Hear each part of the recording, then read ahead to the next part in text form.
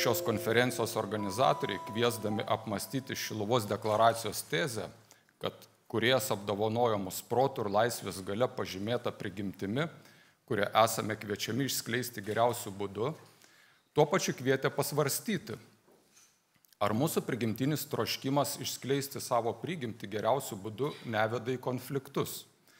Kai vieno noras išskleisti savo prigimtį taip, kaip jam atrodo geriausia, tampa kliūtimi kito prigimties skleidimuisi.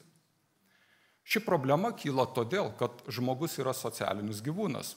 Ir tam, kad jis galėtų gyventi gerą gyvenimą, pagal savo išpažįstamą gero gyvenimo sampratą, jam nepakanka jo paties. Žmogui reikalinga visuomenė, kuri egzistuotų pagal taisyklės, palankės jo gero gyvenimo sampratai.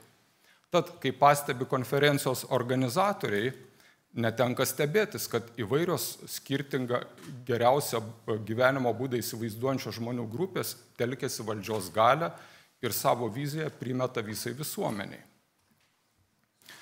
Tad klausimas yra štai koks. Ar galime sutarti dėl principų, kuriais vadovaudamėsi galėtume visuomenėje iš tiesų gyventi gerą gyvenimą? Net jei nesutarėme dėl to, ką reiškia išskleisti žmogaus prigimtį geriausiu būdu. Ar galime sutarti dėl principų, kurie leistų nustatyti teisingas ir priimtinas laisvės, įskaitant religijos ir sąžinės laisvę ribas? Šiandien niekas rimtai nesiginčia dėl to, kad laisvė turi turėti ribas. Net ir tos ideologinės ar politinės grupės, kurios pasisako už kuo platesnę laisvę, jos sutinka ir pripažįsta, kad laisvė negali būti neribota. Tomas Hobbesas savo laiku puikiai pailiustravo, kaip atrodytų pasaulis, kuriame individuo laisvė neturėtų jokių ribų. Ir mes ne vienas tokiame pasaulyje nenorėtumėm gyventi. Šiandien, ieškant atsakymą į klausimą, o vis tik tai kokiu principu vadovaudomėsi mes galėtumėm suderinti tas tarpusavį konkuruojančias gero gyvenimo sampratas, pasitelkiamas populiarus posakis, kuris skamba taip: mano laisvė baigėsi ten, kur prasideda kito laisvė. Šį posakį mėgsta kartoti politikai, teisininkai, visuomenininkai. Beje, negirdėjau bažnyčioje to posakio. Čia turbūt todėl, kad kunigai nenori prarasti laisvę sakyti ilgus pamokslus. Tačiau, ar pastebėjimas, kad mano laisvė baigėsi ten, kur prasideda kito laisvė, iš tiesų gali tapti kriterijumi ar principu, kuriuo remdamėsi galėtume nustatyti laisvės ribas? Nes jei mano laisvė gyventi gerą gyvenimą riboja kito laisvę gyventi gerą gyvenimą pagal jo alternatyvę gero gyvenimo sampratą, mes atsiduriame neišvengiamame konkuruojančių gero gyvenimo sampratų konflikte, kur bandom vienas kitą stumdyti tam, kad mūsų geras gyvenimas turėtų daugiau erdvės. Tad ar galime rasti dar kokį nors alternatyvų sugyvenimo visuomenėje, kurioje susiduria konkuruojančios laisvės ir konkuruojančios gero gyvenimo sampratos sprendimą, leidžiant išvengti kažkurios vienos gero gyvenimo sampratos primetyvimo ar dominavimo? Šitas klausimas yra iš tikrųjų pastarųjų kelių šimtų metų klausimas. Ir tikrai negalvoju apie save taip gerai, kad aš dabar atsistojęs išspręsiu. Bet gal pabandysiu pasiūlyti kai kuriuos jau diskusiją iškylančius atsakymus, kurie galbūt mums leistų duoti tam tikrą kryptį. Vienas iš tokių bandymų spręsti šią problemą buvo 20 amžiaus viduryje. Filosofas Isaiah Berlin siūlė spręsti taip, kad kiekvienas visuomenės narys turėtų pakankamai erdvę privačią sferą, kurioje jis būtų laisvas nuo jokių išorinių laisvės ribojimų. Kitaip tariant, jeigu tu turi pakankamai privačioje erdvėje laisvės, galbūt tada mes galime išvengti to laisvių konflikto. Bet čia yra viena problema. Jei kalbam apie ne šiaip laisvę privačioje erdvėje daryti, ką noriu, bet laisvę gyventi gerą gyvenimą. Čia vėl dažnai savo pranešime kartuoju žodžius geras gyvenimas savoką. Tai turiu omeny ne kokią nors materialinę gerovę ar kažkokį interesų patenkinimą, bet gerą gyvenimą dorybingo arba vertingo, verto gyventi gyvenimo prasme. Ir jeigu mes kalbame apie laisvę būtent gyventi gyvenimą, kurį verta gyventi, vien tik turėjimas privačios laisvės erdvės, kad ir kokia ta erdvė būtų didelė, nėra pakankamas. Kaip nurodė Aristotelis, žmogus yra socialinis gyvūnas. Jis nei fiziologinė, nei kultūrinė, nei dvasinė prasme nėra savo pakankamas.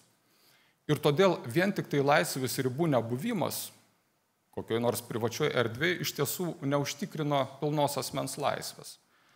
Laisvės ribų nebuvimas savaime nepadaro asmens laisvesniu, net jeigu mes laisvę suprastume siaurai tik tai kaip laisvę rinktis. Todėl, kad aš pats negaliu savo sukurti ir duoti gėrių, kuriuos aš norėčiau pasirinkti, ir taip pat dažnai asmuo nėra ir net ir egzistuojantiems gėriams jis yra nepajėgus tų gėrių siekti. Jam reikalingos dorybės, jam reikalingas ugdymas, kaip yra sakoma, tam, kad užauginti vaiką, yra reikalingas visas kaimas, kuris padėtų vaikui išaugti žmogumi, turinčių dorybės, turinčių galimybę siekti to, kas yra iš tiesų geras gyvenimas. Taigi, žmogui reikalingas kaimas, arba, kaip mes sakom, žmogui reikalinga bendruomenė, kuri ne tik puoselėtų gėrius reikalingus geram žmogaus gyvenimui, bet ir ugdytų geram gyvenimui reikalingas dorybės, įgalinančias siekti tų gėrių.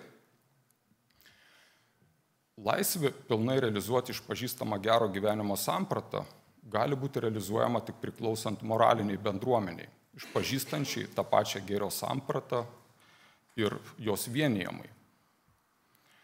Ir šitoj vietoje jau galiu atsakyti į savo pranešimo temoje iškeltą klausimą. Iš tikrųjų, klausimas turėtų būti ne kieno laisvės baigėsi pirmiau, individo ar bendruomenės, bet klausimas iš tikrųjų, arba atsakymas į tą klausimą turėtų prasidėti taip. Iš tiesų, individo laisvės prasideda ten, kur prasideda bendruomenės laisvė kartu puoselėti gerą gyvenimą be jokio išorinio, ar tai valstybės, ar ideologijos, ar kitų subjektų kišimas. Jau girdėtose pranešimuose tiek arkivyskupo Kęstučio, tiek profesoriaus Vincenzo Buono buvo pabrėžta, kad laisvė gyventi gerą gyvenimą nėra tik tai laisvė rūpintis savo paties tobulumu vienam ar kartu su kitais bendruomenėje. Laisvė gyventi gerą gyvenimą visuomet turi socialinį aspektą. Tiek senovės graikams, tiek krikščionėms gyventi gerą gyvenimą visuomet reiškia dalyvauti valstybės ir visuomenės bendrojo gėrio puoselėjime. Apie tai kalbėjo ir šviesios atminties popiežius Benediktas XVI, kuris 2008 metais, kreipdamasis į Jungtinių tautų generalinę asamblėją, sakė: visiška religijos laisvės garantija negali apsiriboti tik laisvų tikėjimo išpažinimu, bet turi būti deramai atsižvelgta į viešąjį religijos matmenį. Taigi ir į galimybę tikintiesiems dalyvauti kuriant socialinę tvarką. Citatos pabaiga. Religijos laisvė, o taip pat ir sąžinės laisvė niekada nebus pilna, jei asmuo kaip individas, tiek kaip bendruomenės narys neturės galimybių dalyvauti bendrojo gėrio puoselėjime ir kūryboje, tuo pačiu neišsižadėdamas savosios gero gyvenimo sampratos. Ir priešingai, bet kokios pastangos išstumti religiją tik į privačią sritį yra ne kas kita, kaip pastangos neleisti religingiams žmonėms gyventi gero gyvenimo.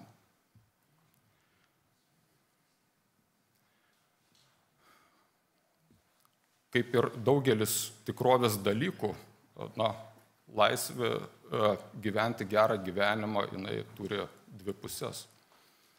Taip, laisvė yra gyventi gerą gyvenimą, reiškia laisvė prisidėti prie bendrojo gėrio, neišsižadant savosios gero gyvenimo sampratos. Bet laisvė gyventi gerą gyvenimą tuo pačiu reiškia ir laisvę neprisidėti prie blogo gyvenimo. Ar tų viešųjų institucijų, ar tvarkos, ar struktūrų, kurios tokį blogą gyvenimą, moralinį požiūrį neprimtiną gyvenimą puoselėja. Laisvė nuo spaudimo prisidėti prie moralinio blogio ar su juo kolaboruoti, laisvė nuo spaudimo palaikyti neprimtinas alternatyves gero gyvenimo sampratas ar gyvenimo stilius yra ne tik neatsiejama nuo religijos ir sąžinės laisvės, bet yra ir žmogaus savigarbos pagrindas. Asmens orumas ir savigarba iš tiesų pažeidžiama ne tada, kai asmuo, net ir kai nepagristai, kritikuojamas, nepritariama ar net abejojama jo moralumu.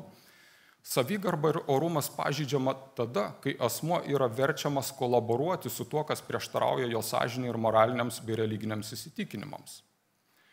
Savigarba taip pat pažeidžiama, kai esame verčiami sutikti su tuo, kas nėra tiesa. Ir šia prasme gender ideologija pažeidžia ne tik tai mūsų laisvę vadovautis savo įsitikinimais.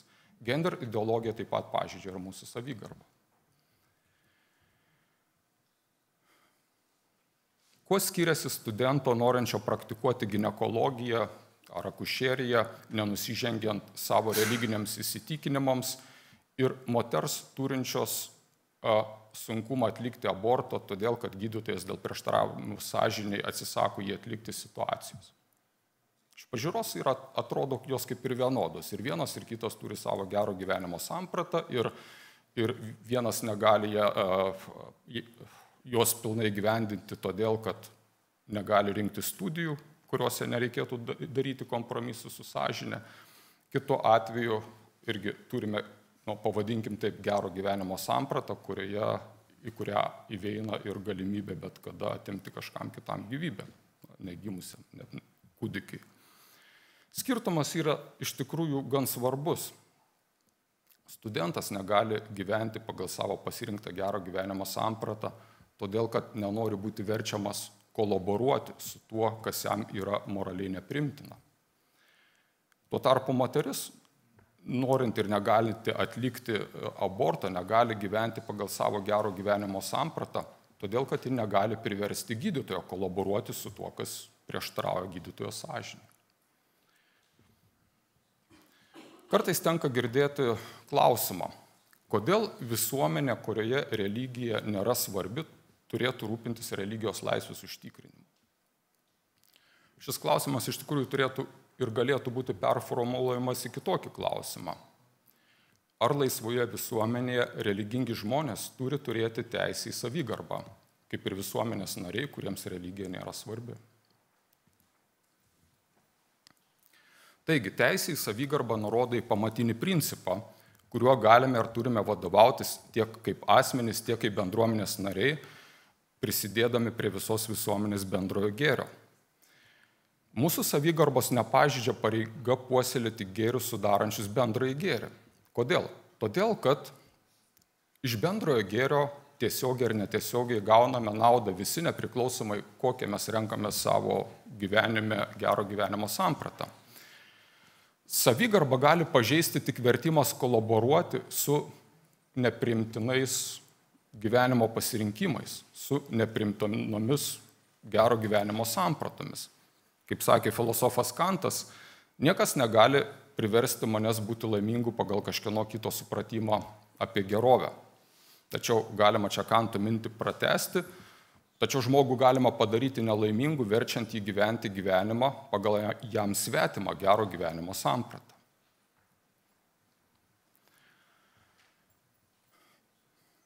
Kai turime omenyje šiuos svarbius mūsų gyvenimo visuomenėje aspektus arba pagrindus, tada galime prieiti prie išvados arba įžvalgos, kad tikras visuomenės sutarimas, kuris yra mums reikalingas, nepaisant to, kad mes turime skirtingas vertybės, skirtingas pasaulėžiūras, skirtingas gero gyvenimo sampratas, vis tiek mes esame tos pačios visuomenės nariai. Ir turi būti kažkoks mus vienijantis bendras vardiklis. Tačiau tikras visuomenės supratimas kyla ne iš visų gero gyvenimo sampratų laikymo vienodai geromis, bet iš pripažinimo tiesos, kad tam tikri gėriai mums reikalingi nepriklausomai nuo mūsų išpažįstamos gero gyvenimo sampratos. Šiandien religijos ir sąžinės laisviai, o tuo pačiu ir asmens savigarbai, pavojų kelia ne prigimtinės žmogaus teisės ir laisvės. Šiandien religijos ir sąžinės laisviai pavojų kelia naujai kūriamos dirbtinės teisės ir laisvės, kurios skirtingai nuo prigimtinių sukuria pareigas visai visuomeniai puoselėti ne jų pačių, bet kažkieno kito svetimus gėrius ir remti moraliniu požiūriu neprimtiną gyvenimo būdą. Šiluvos deklaracija pakvietė mus visus saugoti žmogaus gyvybę nuo prasidėjimo momento iki natūralios mirties, vyro ar moters prigimtį, skirtingumą bei lygiavertiškumą, šeimą kylančią iš vyro ir moters santuokos, kraujo ir giminystės ryšių, tėvų teisę pagal savo dorovinius principus auklėti vaikus, sąžinės, religijos ir žodžio laisvę. Visi šie gėriai, kurie yra išvardinami Šiluvos deklaracijoje ir kuriuos Šiluvos deklaracija ragina saugoti, ypač įstatymų leidėjus, iš tiesų nėra religiniai gėriai, kaip kartais yra įsivaizduojama. Tai nėra gėriai, kuriais tikintieji vadovaujasi dėka apreiškimo, arba tai nėra gėriai, kurių mes negalėtumėm žinoti, jeigu nebūtų apreiškimo. Iš tiesų tai yra gėriai, kurie sudaro prigimtinių teisių ir laisvių pagrindą, nepriklausomai nuo mūsų tikėjimo ir gero gyvenimo sampratos. Todėl Šiluvos deklaracija nėra vėliava, kuri kviečia krikščionišką visuomenę mobilizuotis tam, kad savo gero gyvenimo sampratą primestų visai likusiai visuomeniai. Šiluvos deklaracija yra kvietimas laikytis autentiško prigimtinio įstatymo, kuris vienintelis gali apsaugoti ir mūsų laisvę ir savigarbą.